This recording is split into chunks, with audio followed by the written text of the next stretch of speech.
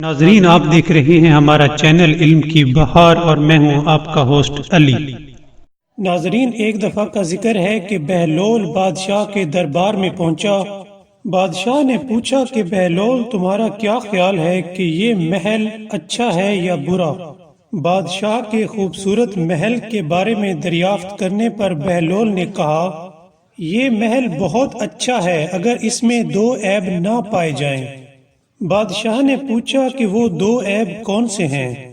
بہلول نے کہا کہ پہلا عیب یہ ہے کہ اگر یہ حلال مال سے تعمیر کیا گیا ہے تو یہ فضول خرچی ہے۔ قرآن مجید میں اللہ تعالیٰ کا ارشاد ہے کہ بے شک خداوند متعال اسراف کرنے والوں کو دوست نہیں رکھتا۔ دوسرا عیب یہ ہے کہ اگر یہ حرام مال سے بنایا ہے تو یہ تو خیانت کی ہے۔ قرآن مجید میں اللہ تعالیٰ کا ارشاد ہے کہ بے شک پروردگار عالم خیانت کرنے والوں کو دوست نہیں رکھتا۔ یہ جواب سن کر بادشاہ حیران و پریشان رہ گیا۔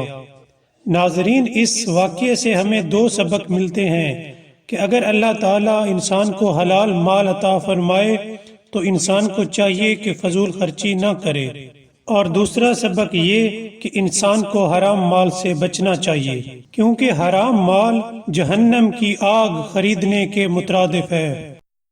ناظرین، اگر آپ کو ہماری ویڈیو پسند آئی ہو تو سبسکرائب کرنا مت بھولیے گا۔ Thank you.